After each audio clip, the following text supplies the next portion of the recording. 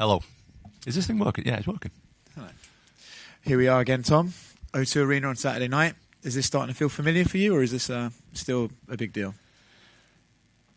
First of all, let me start by saying, I don't know a lot of people in this room very well, I don't think. But me and you are friends. What's happening? As a friend, I have to tell you, that shirt is awful. What the is that? What have you got on? There's a heat wave, so I wanted to dress up. Have it open at least. Show the abs off. Terrible shirt, mate. What are you doing? Well, I can only apologise. I'm just trying to be a good friend, mate. Thank you, I appreciate it. I'll go home and cry after this. What was the question? I can't remember. O2 Arena, big deal, yes or no? Of course it's a big deal. It's not a small deal, is it? It's fighting at the most iconic arena in the UK, and as a UK person, it's a big deal. It's always going to be a big deal fighting in the O2, especially as a main event, especially against Curtis Blaydes. When you train, you're conditioning your body for a fight, right? As you're going through fight weeks, are you conditioning yourself to this big stage? Every time you do this, is this like another rep where you get more and more familiar with being at this level? Yeah, there's no replacement for experience. And I've done this before, so now I know exactly what to expect. Different opponent, of course, completely different opponent, better opponent. And but I have done it before, so these things are getting a little bit easier to deal with, definitely. I know you don't love the questions about like, oh, you know, how's the fight going to go and stuff like that. But you mentioned this is a different sort of opponent. With Curtis, what are you expecting? Are you expecting what everyone else is suggesting, that he's just going to come out and run for takedowns all night? Or are you expecting him to mix it up? What are you expecting from him? This is MMA. He's a great wrestler. He's great at other stuff as well. So I have to be expecting everything. Obviously, he brings a massive threat in the wrestling department. So I prepared for that. I've prepared for everything. This is MMA, do you know what I mean? You can't just be like, oh, he's going to come out and just take me down. Obviously, he's got great takedowns, but I'm ready for his striking as well and his submission gate. You have to be ready for everything, mate. Yeah. Last one from me. You have often said, like, oh, I'm just happy taking my time. After this fight, people are going to be putting you at the level that you're sort of waiting to reach yourself. Are you ready for that? Or are you still going to try and take the slow path and get better? I will take it as it comes, the same way as I do with everything else. You can't guarantee the future, can you? You can't guarantee what's going to happen. So I will cross that bridge when I come to it. But until then, fighting Curtis on Saturday, and that's all I'm bothered about. So please, I would appreciate if no one else would ask me about other fights, because I don't give a shit about any other fights. I'm interested in this fight only. Tom, hi. Hello. I believe this is the first time Curtis Blaydes is an underdog in his UFC career. Just wanted to get your thoughts on that. I didn't realise that. I don't know why that. I thought that I was the underdog. I'm not. I don't look at odds. This is the first I've heard of it. I think that's. I'm not a bookie. I'm not a. I don't even bet, so it doesn't mean anything to me really. Right, and I know you said you don't want to talk about fights and stuff, but I wanted to get your thoughts on Tai Tuivasa and Cyril Gane, what your thoughts are on the matchup and how you see it playing out. I think it's a great fight. I think this is... I hate to sit on the fence. But this is heavyweight MMA. I think Cyril is amazing. I think Tai is also very good. But I think Tai's more dangerous than Cyril. I think Cyril's better technically. I think Tai is way more dangerous, so I wouldn't be surprised either way. I wouldn't be surprised if Cyril won, or I wouldn't be surprised if Tai won. This is heavyweight MMA. Massive guys, tiny gloves. Anything can happen. Thank you. Tom. Hiya, mate. How you doing? It's the second time you're at the top of the poster. Main event, big fight. Obviously, the first time was last time we were here in March. How much has that experience been of benefit to you as you prepare for this one, and how different does this week feel compared to the lead up to the last one against Volkov? This week feels pretty normal, to be honest, because I've only just done it. It was only 3 or 4 months ago or whatever. You can't buy experience, and I've been here before, and I think that everybody who's on this card, whether you're a home fighter or an away fighter, if you want to put it like that, you need to take into account that the English fans are different. Like, the UK fans are different to any other fans in the world. They're absolutely wild, and the atmosphere in there, it can either make you or break you. And I think you got to be prepared. You don't need to be prepared for that. You need to take that on board when you're fighting in the UK, because it is different. Yeah, it was a special night back in March. So many British fighters really producing incredible performances, getting some great finishes on the night and showcasing themselves to the world. You got that great finish against Volkov last time. What does a successful night for you look like? Is it just having a W next to your name, or is it getting a finish? What would be a successful night for you? I don't talk about this stuff too much because it's just really not me, but I'm a winner. That's all I care about. Like, I want to win. Don't care how I win, but I'm a fierce competitor. I'm fiercely competitive, and I'm trying to win, and that's it. And with Curtis, I know you said that he's more than just a wrestler. He's more well-rounded than that. Where do you feel the biggest opportunities will be for you on fight night in terms of the sort of chinks in his armour? I have no idea. We're going to find out. I just have so much that I've not shown, and people don't know what to expect. Nobody's got any idea. Curtis or anybody else in the heavyweight division doesn't know what I bring to the table because I've not shown it yet. I've shown 10% of my game because my octagon time is so short. Like, no one's really seen what I can really do. So I have so much that nobody knows about, which is a massive advantage for me. And last one from me. I know after your win against Volkov, you were quite vocal to Dana that you didn't want to go off to Vegas and fight in Vegas. You wanted to come back here and fight back in front of the UK fans again.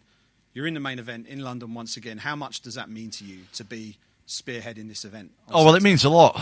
And I think a big part of why we're back here is because of me. Like, I'm not trying to sound like mad egotistical or anything, but I think that without me pulling him to the side and being like, look, we need to... It wasn't like... I wasn't asking a question. I wasn't like, oh, Dana, can we please come back? It was like, Dana, we're coming back here this year.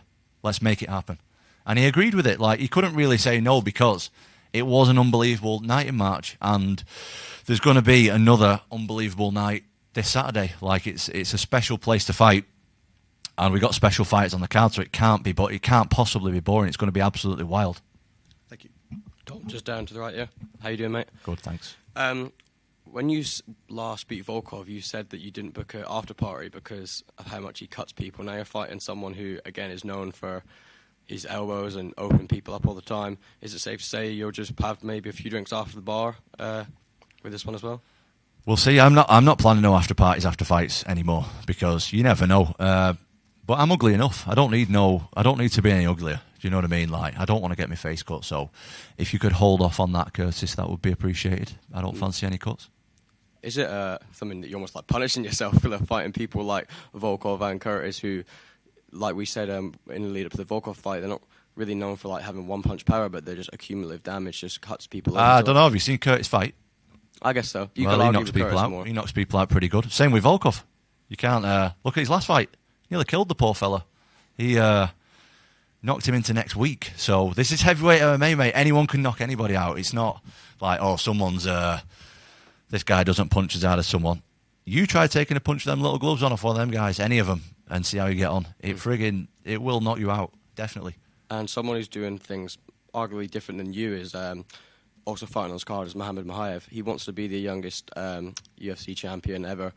He's got a year to do it because he turns 22 next week. What do you make? Obviously, you've known him for a long time. Is that something that you think, a year from now he could do it? Yes, he's a special individual. He's amazing. It was like with Muhammad, like I've known him for a long, long time since he was a child and since I was really young as well. I think he was like probably 11 or 12 or something like that when I first met him. And he was like a champion before he even started training. Like, he just has that aura about him. And anyone that has been around him will know exactly what I mean. Like, the guy is born to be a champion, and I think he's definitely gonna do that. Definitely, he's special. Do you think, obviously, like you said, experience is a massive thing, and he's only one fight in, but he's had so many amateur fights. Yeah, he's had about 50 amateur fights, hasn't he? So the guy's born to compete. The guy will do it, definitely. Awesome, thank you. All the best. Tom, just over here. You surpassed Ronda Rousey's record for the quickest to 5 UFC victories. What does that kind of record mean to you? Does it mean much to you? I know, obviously, you're a very humble guy. It's good for the old Instagram post, isn't it? Like, gets a few likes. No, it's nice, mate. Sorry, I didn't mean to call you mate. That's not very nice. That's okay. It's just nice because there's some big names on that list, and to like surpass the other names, people like, I think Frank Mir was on there, Ronda Rousey's on there. I can't remember who else. There's a lot of big names on there, and for me to beat them guys in that certain aspect, like, it's a big thing. Like, I look up to all them people, and I'm, first and foremost in this thing, I'm a fan. So if I can even be like on the same list as them people, never mind doing better than them. Like, that's it's good for the ego, that's for sure. It's good for the ego. And, you have a very high finishing rate. What do you think sets you aside from other heavyweights at the top of the division right now? I think the obvious thing would to be like, my speed sets me aside. That's the obvious thing. I think the biggest thing is my decision making. I think my decision making is like top of the top level. I make decisions super quick and super intelligent decisions really fast, and I don't think that's something that the untrained eye doesn't see too well. And even the trained eye might not see that too well, but my decision making is better than most people's in this division, that's for sure. And you've not made it into the third round before. Obviously, is that kind of like a gift and a curse in a way? I know you want to showcase more of your skills, and you said you've only shown 10% of what you have. Are you wanting to perhaps go into the deeper rounds? I am, of course, but I've only just turned 29, and I have a whole lot of years of fighting to do in front of me. Like, I've got at least another 10 years in this sport before I want to retire. And there's definitely time for me to have more time in the octagon, definitely. So for me to not have a lot of miles on the clock and still be fresh, I think that's a good thing as well. But like you say, I don't have the experience there and the time in the octagon, so it is a gift and a curse. Yeah, definitely, for sure. And earlier you were surprised that you were the underdog. That you thought you were going to be the underdog with this one. Why did you think you would be the underdog going into tonight? Because this is my 6th UFC fight, and I believe it's Curtis's 17th or 18th UFC fight. He has been in the top 7 in the world for the last 5 years. I've just broke the top 10. He's beat everybody apart from the 2 biggest punchers in the division. His record speaks for itself, and I don't think... I think I've still got a lot of work to do. Like, I don't feel like I've done that much, really. I think he's done a lot more than me. So, that, basically. Is that a nice surprise, though? Does that give you any kind of added confidence? Doesn't bother me at all. What other people think does not bother me at all. Like, what matters is what I think about myself and what my team think about me. And I'm confident in myself, really, and that's all. What other people think is pretty irrelevant at this stage. Yeah, thank you. Thank you. Yeah, Tom, right here. Sorry. Hello. Hi. Tom, usually you beat a guy like Curtis Blaydes, people start talking about things like title shots and the like and everything for the future. But with everything going on with the belt, what they may or may not do with some of the other guys at the top, would you say you're going to stay active going into late 2022, maybe early 2023 if the belt isn't offered to you? Yeah, I think so. I'm not really... I'm just trying to... I've got a lot of work to do before I get to the belt, in my opinion. So, I'll fight. If they want me to fight, I'll fight. Like, I've been really active. Like, I think this is my 7th fight in 2 years. So it's quite active, especially for a top heavyweight. Like, that's really active, actually. So, I've been active so far. Let's keep it going. But I would imagine it's going to slow down a little bit now, fighting the top guys and stuff. So, whatever. I'm a fighter. I want to fight. As a spectator, what would you like to see happen? Do you think maybe Stipe versus Jon Jones, or would you like Jon to maybe, see that fight against Francis Ngannou? I just want to see Jon Jones at heavyweight. Lot of talking, but we've not seen nothing yet, so it's still a mystery, so I'm not really fussed. I just want to see, as a fan of Jon Jones, I want to see Jon Jones at heavyweight, see what it looks like. Thank you.